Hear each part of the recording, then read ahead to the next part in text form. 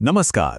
आज की इस चर्चा में हम एक बहुत ही रोमांचक और दोहरे पहलू वाली कहानी पर बात करने वाले हैं। सोचिए जरा, एक तरफ हम जीव विज्ञान के सबसे खौफनाक वायरल पैथोजन का सामना करेंगे, एक ऐसा दुश्मन जो हमारी सबसे बड़ी बायोलॉजिकल कमजोरियों पर वार करता है। और दूसरी तरफ हम उन मेडिकल चमत्कारों की बात करेंगे जो इंसानियत के सबसे शानदार पलटवार की कहानी कहते हैं।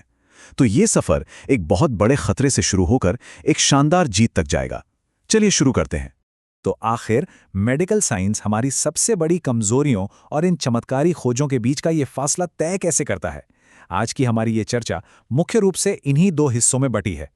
पहले हम एक अदृश्य छिपे हुए दुश्मन के काम करने के तरीके को समझेंगे और फिर देखेंगे कि आधुनिक विज्ञान कैसे असंभव लगने वाले इलाज खोज रहा है। ठीक है, तो सीधे मुद्दे पर आते हैं। क्या आपने कभी डेड एंड होस्ट का नाम सुना है? जब हंटा वायरस की बात आती है तो हम इंसान अक्सर इसके लिए एक डेड एंड होस्ट बन जाते हैं। इसका सीधा सा मतलब ये है कि जब हम इस वायरस वाली हवा में सांस लेते हैं तो वायरस हमारे शरीर में आकर तबाही तो मचाता है, लेकिन आमतौर पर ये एक इंसान से दूसरे इंसान में आगे नहीं बढ़ पाता। एक तरह से हम इस वायरस के लिए एक बायोलॉजिकल बंद गली बन जाते हैं। हम बस इसके चक्र का एक दुर्भाग्यपूर्ण हिस्सा भर हैं। अब जरा इस वायरस की बनावट पर गौर करते हैं। ये जो गोल सी चीज है ना, इसके अंदर एक बहुत बड़ा खतरा छिपा है। इसका 3 सेगमेंट सिंगल स्ट्रैंडेड आरएनए। ये जो 3 हिस्सों में बटी हुई संरचना है, यही इस वायरस को जेनेटिक रीअसॉर्टमेंट करने की ताकत देती है। आसान भाषा में कहें तो ये वायरस बहुत ही आसानी से अपना जेनेटिक कोड या अपना रूप बदल सकता है। और सच कहूं तो यही वो खौफनाक क्षमता है जो भविष्य में एक नई महामारी का लगातार डर पैदा करती है। और ये वायरस हम तक पहुंचता कैसे है? बिल्कुल एक अदृश्य खतरे की तरह। इसका ये खामोश चक्र चूहों के मल मूत्र या लार से शुरू होता है। जब ये स्राव सूख जाता है तो इसके बारीक कण हवा में मिल जाते हैं, जिसे हम एरोसोलाइजेशन कहते हैं, और फिर इंसान अनजाने में इसी हवा में सांस लेकर संक्रमित हो जाता है। लेकिन हाँ, यहाँ एक राहत की बात भी है। ये वायरस सूरज की रोशनी यानी यूवी किरणों को बिल्कुल बर्दाश्त नहीं कर सकता। धूप इसे बाहर ही नष्ट कर देती है। भूगोल के हिसाब से ये वायरस कैसे अपना रूप और अपनी घातकता बदलता है, यह वाकई हैरान करने वाला है। ओल्ड वर्ल्ड यानी एशिया और यूरोप में ये HFSR नाम की बीमारी का कारण बनता है, जो सीधे गुर्दों पर हमला करती है, और इसमें मृत्यु दर करीब 15% से कम है। लेकिन जरा रुकिए, न्यू वर्ल्ड यानी अमेरिका में यही वायरस HPS नाम की गंभीर फेफड़ों की बीमारी पैदा करता है, जिसमें मृत्यु दर चौंका देने वाली है, लगभग 50%। यहाँ जो सबसे दिलचस्प और खौफनाक बात है वो ये कि हंटा वायरस खुद हमारी कोशिकाओं को सीधे तौर पर नहीं मारता। ये बहुत ही चालाक है। ये सिर्फ कोशिकाओं को संक्रमित करता है और हमारे ही इम्यून सिस्टम को हमारे खिलाफ भड़काकर एक विनाशकारी गृह युद्ध छेड़ देता है। इसे मेडिकल भाषा में साइटोकाइन स्टॉर्म कहते हैं। हमारा अपना ही शरीर ज़रूरत से ज़्यादा रिएक्ट करने लगता है, रक्तवाहिकाओं से रिसाव होने लगता है और अंदर भारी तबाही मच जाती है। अब हम सभी कोविड-19 के बाद R0 या बेसिक रिप्रोडक्शन नंबर से तो अच्छी तरह वाकिफ हो ही गए हैं।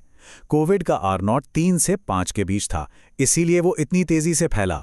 लेकिन हंटा वायरस, इसका R0 1 से भी कम है। मतलब ये वायरस अत्यधिक घातक जरूर है, जानलेवा है, लेकिन इसका ये कम रिप्रोडक्शन नंबर ही वो वजह है जो इसे कोविड-19 की तरह पूरी दुनिया में आग की तरह फैलने से रोकता है। अगर हम घातकता यानी जान जाने के खतरे को उसके फैलने की क्षमता से जोड़कर देखें तो स्थिति बिल्कुल साफ हो जाती है। हंटा वायरस वहां बैठा है जहां घातकता बहुत ज्यादा है, लेकिन ट्रांसमिशन बहुत कम। ये कोविड-19 के बिल्कुल उलट है। इससे हमें ये समझ आता है कि हर वायरस का खतरा एक अलग ही बायोलॉजिकल गणित पर काम करता है। अब अगर हम ओल्ड वर्ल्ड वाले HFRS सिंड्रोम की बात करें तो मरीज के शरीर के अंदर का घटनाक्रम बहुत तेजी से बदलता है। बस कुछ ही दिनों में फिब्राइल यानी बुखार से शुरुआत होती है, फिर अचानक ब्लड प्रेशर धड़ाम से गिरता है। ये हाइपोटेंसिव फेज है। इसके तुरंत बाद ओलिग्योरिक फेज आता है, जहां गुर्दे काम करना लगभग बंद कर देते हैं। फिर पॉल्यूरिक फेज आता है और अंत में जाकर एक लंबा कॉन्वेल्सेंट यानी रिकवरी का चरण। शरीर के अंदर ये बदलाव इतनी तेजी से होते हैं कि हर एक घंटा मरीज के लिए भारी पड़ता है। और न्यू वर्ल्ड वाले HPS वेरिएंट की सच्चाई तो और भी कड़वी है। मरीज की हालत एकदम से नीचे की ओर गिरती है। फेफड़ों में तेजी से तरल पदार्थ भरने लगता है। अगर शुरुआती दौर में ही ECMO मशीन का सपोर्ट ना मिले तो महज 24 से 48 घंटों के भीतर जी हाँ, सिर्फ 24 से 48 घंटे में जान जा सकती है। इस स्थिति में समय ही सब कुछ है। तो इस अदृश्य खतरे से बचें कैसे? रोकथाम ही इकलौता रास्ता है। बंद जगहों पर कभी भी सूखी झाड़ू नहीं लगानी चाहिए ताकि वायरस के कण हवा में न उड़ें। सफाई के लिए 10% ब्लीच का इस्तेमाल करना सबसे असरदार है। लेकिन जो सबसे डराने वाला सच है वो ये है कि एंडी स्ट्रेन के लिए हमारे पास कोई वैक्सीन ही नहीं है। और याद रहे, एंडी स्ट्रेन ही हंटा वायरस का वो इकलौता रूप है जो एक इंसान से दूसरे इंसान में फैल सकता है। खैर, डर और इन भयानक बायोलॉजिकल कमजोरियों की बातों से अब थोड़ा बाहर निकलते हैं। अब अपनी चर्चा के दूसरे और ज्यादा उम्मीद भरे हिस्से की तरफ मुड़ते हैं, आधुनिक फार्माकोलॉजी की जीत। चलिए देखते हैं कि हम आज कहां पहुंच गए हैं। मॉडर्न फार्माकोलॉजी के बिल्कुल फ्रंट लाइन को देखें तो ऐसी दवाओं के नाम सामने आते हैं जो जटिल से जटिल बीमारियों को मॉलिक्यूलर लेवल पर जाकर हरा रही हैं। ये वाकई में हाल ही में हुए साक्षात चिकित्सा चमत्कारों की एक झलक है। मेडिकल साइंस की इस नई दुनिया में कुछ ऐसी सफलताएं मिल रही हैं जो किसी जादू से कम नहीं हैं। जैसे कि GLP-1 एगोनिस्ट्स, इन्होंने मोटापे के इलाज की पूरी कहानी ही बदल दी है। फैटी लिवर की बीमारी के लिए रेस्मेटिरोम जैसी अद्भुत दवा आ चुकी है।